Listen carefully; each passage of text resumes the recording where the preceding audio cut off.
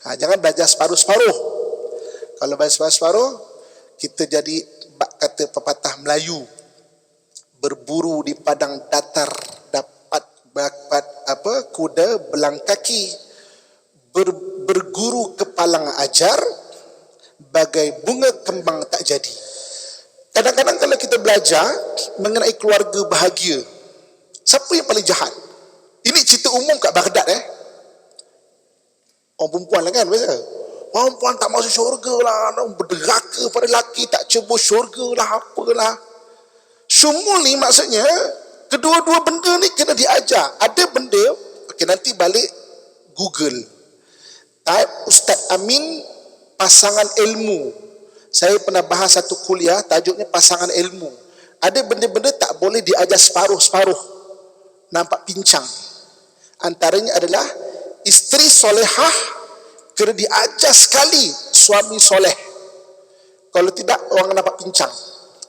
Asal perempuan je jahat, asal perempuan je derhaka, asal perempuan je jahat, kan? Padahal kadang-kadang ada isteri derhaka sebab suami provok, kan? Kadang-kadang mengangguk semua kakak-kakak kan, nampak begitu bersetuju ya. Begitu bersetuju nampaknya. Jadi nak ceritanya pasangan ilmu itu syumul. Ada benda-benda tak boleh diajar berasingan, kena dua-dua sekali baru nampak seimbang. Kalau tidak, fitnah pada Islam. Islam bukan appreciate orang perempuan pun, kan? Maksudnya fitnah sebab ajar tu tak ada pasangan ilmu. Okey. Ini sekadar untuk kefahaman. Antara lain apa? Sangka baik. Kita disuruh sangka baik, betul? Belajar, kan? Syumul. Sangka baik kena diajar sekali dengan berhati-hati.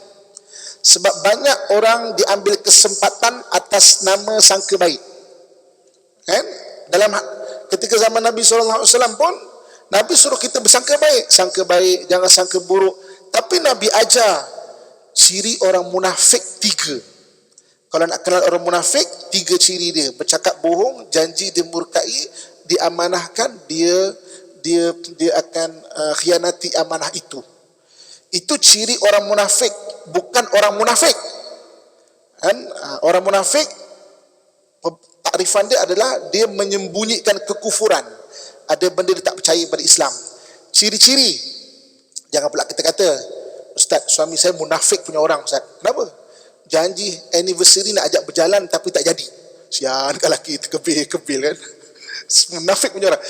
Berbohong ciri sahaja, bukan orang munafik. Ciri orang munafik. Okey. Jadi bersangka baik, Nabi suruh bersangka baik. Tapi kenapa Nabi kata hati-hati, orang munafik kalau bercakap dia bohong. Kalau dia berjanji dia berdusta, kan? Kalau dia diamanahkan dia akan khianat. Kenapa Nabi ajar benda tu? Sedangkan sangka baik je lah, semua sangka baik je. Sebab ada benda kena belajar serentak, tak boleh berasingan. Kan? Itu syumul. Syumul mana menyeluruh. Kan? Ikhlas. Kita disuruh belajar ikhlas. Okey? Syumul. Ikhlas.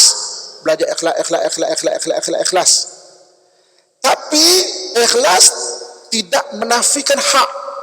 Kita kena belajar hak orang lain tu apa. Jangan ambil kesempatan pada orang lain atas nama ikhlas. Banyak hari ini orang kena ambil kesempatan atas nama ikhlas. Kan? Sebab tak syumul. Kita belajar pasal ikhlas. Tapi hak orang lain kita ambil hak dia. Contoh, hari ini ada satu orang, saya ikhlas Ustaz, saya ikhlas. Saya nak tolong vacuum masjid ini. Saya ikhlas. Saya tak nak apa-apa pun. Dia pun vacuum lah dengan 2-3 orang sehari suntuk. Saya dah petang tu lah. Kita AJK masjid, dia ikhlas, tak apa. Kita buat tak tahu kat dia. Kan? Tak boleh. Dia ikhlas, kita ada hak yang perlu ditunaikan. Kan? Okey, kita pun ujung petang kita pun bagilah token. Ambil lah 200 duit minyak ke apa semua. Tak. Saya ikhlas. Kalau betul dia tak nak, dia ambil hak dia, dia bagi balik tabung masjid. Kan? Itu hak dia. Bukan kita kata dia ikhlas, biar dia tak apa, tak tahu je dia ikhlas. Tak boleh. Banyak pada hari ini isteri menjalankan tanggungjawab ikhlas, Tapi ada hak perlu ditunaikan pada isteri. Suami buat tak tahu je. Kan? Akak-akak, ibu-ibu, suami kita ikhlas, kita marah ke, maki ke apa, dia diam je. Dia diam bukan bermaksud kita boleh maki dia. Kan? Kita maksud boleh kita tengking dia. Tak. Ikhlas tidak menafikan hak. Kan? Itu syumul. Sebab tu kalau kita belajar Islam betul-betul, kita akan nampak indah betul lah. Semua dia akan aspek dia bahas dan ada hak dia perlu ditunaikan. Jangan belajar separuh-separuh. Kalau belajar separuh-separuh, kita jadi kata pepatah Melayu, berburu di padang datar dapat kuda belang kaki, berguru kepalang ajar, bagai bunga kembang tak jadi.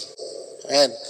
Belajar dengan YouTube sikit sini, belajar YouTube sikit sini, belajar YouTube sikit sini, sesat, orang ni sesat dan mengatakan orang sesat lebih daripada mufti. Belajar ke YouTube lebih daripada mufti. Kan? Sebab berguru kepalang ajar, separuh-separuh, bagai bunga kembang tak jadi. Kan? Lepas tu belajar. Kan?